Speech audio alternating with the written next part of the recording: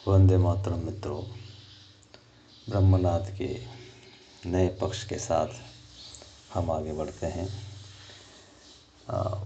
मैंने सोचा कि बहुत सारी दिशाओं में किया जा सकता है, लेकिन जो सबसे ज़्यादा क्लोजेस्ट है, जो हमारे मानव जाति के लिए, हमारे जीवन के लिए जो भी ग्रंथ हैं, उसमें से सर्वोपरि जो सनातन ग्रंथ, जिसने कि जो आदिकाल से सहयोग कर रहा है और आने वाले हजारों सालों तक करता रहेगा, मनुष्य जाति को रास्ता दिखाता रहेगा, वह है भगवान श्री कृष्ण की वाणी गीता। हम जानते हैं कि आकाश में सारे शब्द विद्यमान है, आकाशवाणी होती है। जितना भी साउंड से रिलेटेड चीज़ें वो आकाश में स्थित है।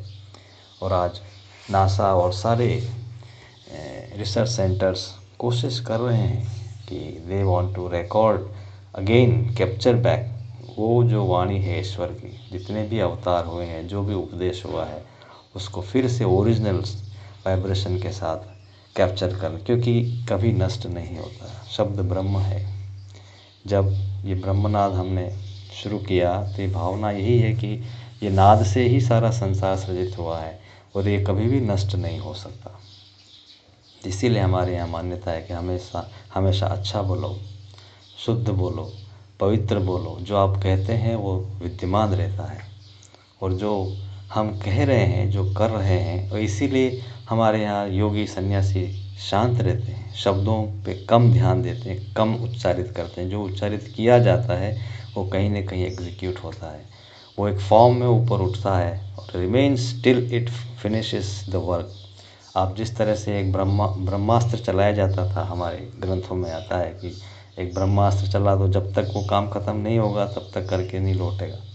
ऐसे शब्द हैं। शब्द हमने जो बोल दिया वो कहीं न कहीं उसका इम्पैक्ट होगा, और जिस इंटेंसिटी से बोला जाएगा उस इंटेंसिटी से वो काम करेगा। इसीलिए श्राप के लिए बहुत बड़ा भय है, लोग कोई श्राप न दे, क्योंकि ये उसकी आत्मा से निकली हुई आवाज़ है, क्रंदन है, और वो कभी भी नष्ट नहीं होता मित्रों। तो मैंने सोचा कि हम गीता को एक एक श्लोक को उठाएं, और जो बहुत प्रचलित हैं उनको हम कोशिश करें कि श्री कृष्ण की चेतना में वो हमसे क्या चाहते हैं। उन्होंने जो श्लोक कहा है अर्जुन से, अर्जुन ने जो उनसे पूछा उसके जवाब में उन्होंने कहा है, तो वो अर्जुन से चाह रहे हैं, वो हमसे भी चाह रहे हैं। मनुष्य जाति को रिप्रेजेंट करते हैं अर्जुन।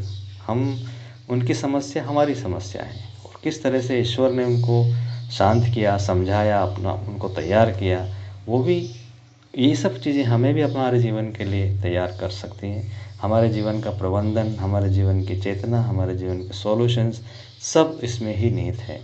और जितना जितना हमारी आत्मिक उन्नति होगी, उत्थान होगा, उतना उतना हम उसको और समझने का प्रयास करेंगे। कि हर बार आप कहीं भी देखें, आप कोई भी स्क्रिप्चर पढ़ें, आपको लगता है आध्यात्मिक स्क्रिप्चर होता है, उसमें हर बार आप सोचते हैं एक बार पढ़ने के बाद, अरे I am too late to study, मन बहुत देर से शुरू किया इसको पढ़ना, मुझे पहले करना था। फिर से हम पढ़ते हैं, और फिर जब पिछली बार पढ़ा था उससे अरे कुछ नया समझ में आया, कुछ नई चीज़ प्रकट हो रही। अगली बार फिर से आप पढ़ते हैं, फिर एक नया, वही श्लोक, वही चीज़, वही कॉन्सेप्ट, वही टॉपिक आपको हर बार एक नया कुछ दिशा देता है, कुछ समझ देता है। ऐसा क्यों होता है? क्योंकि हमारी कैपेसिटी बढ़ती है समझने की। जब वो चेतना, वो जो शब्द, वो वाइब्रेशन हमारे माइंड के थ्रू हमारी आत्मा में जाते हैं, और हमारी आत्मा से वापस, जब जिस तरह से हमें डाइव करता है स्विमर पानी में, और डाइव करने के बाद वापस बाहर आता है, इस तरह से शब्द डाइव करते हैं हमारी चेतना में, हमारी आत्मा में, और आत्मा से फिर से वापस वो आप ऊपर की तरफ यात्रा करते हैं, और हमारे मन को, प्राण को, हमारी इंद्रियों को समझाते हैं इसका क्या मीनिंग है। तो हर बार वो डाइव करता है डीपर, और deeper values, deeper concepts, deeper understanding reveal होती है। हमको लगता है अरे मैंने पिछली बार ये समझ में नहीं आया था। तो ये चीज़ दिव्य ग्रंथों का ये सबसे बड़ा कि दे आर गुरु देमसेल्व्स, वो अपने आप में गुरु हैं। आप उनकी तरफ चलिए, उनको उस दिशा से, उस चेतना के साथ स्वीकार करिए कि आप हमारा दिशा निर्देश करें, हमें बताएं। जीवन में कोई कष्ट हो, तो कितने महात्माओं ने कहा कि आपको कोई रास्ता नहीं दिख रहा है तो आप रामायण उठाइए, गीता उठाइए, कुरान शरीफ उठाइए, जो भी आपका ग्रंथ है उठाइए, उनसे प्रार्थना करिए और खोल के और उंगली रख दीजिए जहाँ पे आपकी है, वो जो लाइन है उसी के आसपास आपको सॉल्यूशन मिल जाएगा।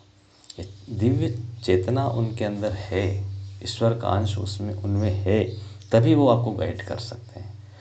तो हम गीता को लेके कुछ शुरू करेंगे। एक बार एक महान संत थे, उन्होंने कोई बहुत बड़े विद्वान व्यक्ति उनसे मिलने आए और वो बता रहे थे कि भाई मैंने 400 बार Gita, I have gone through 400 times through Gita. उन्होंने कहा कि 400 बार गीता पढ़ चुका हूँ।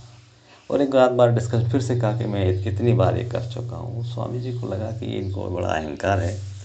उन्होंने कहा, स्वामी जी बड़े पढ़े लिखे थे, बहुत ज्ञानी थे। उन्होंने कहा, sir has Gita gone through you once even?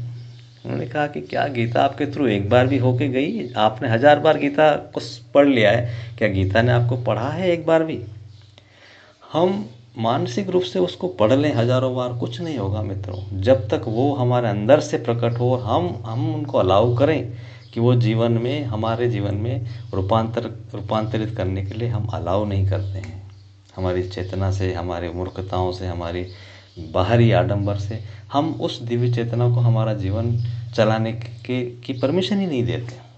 तो हम इस चेतना के साथ कि गीता हमारे अंदर उतरे और एक एक श्लोक को श्री कृष्ण किस चेतना से हमें समझाना चाहते हैं और आज के परिप्रेक्ष्य में हम उसको कैसे यूज़ कर सकते हैं और उसको लेके चल सकते हैं, उसका हम प्रयास करेंगे।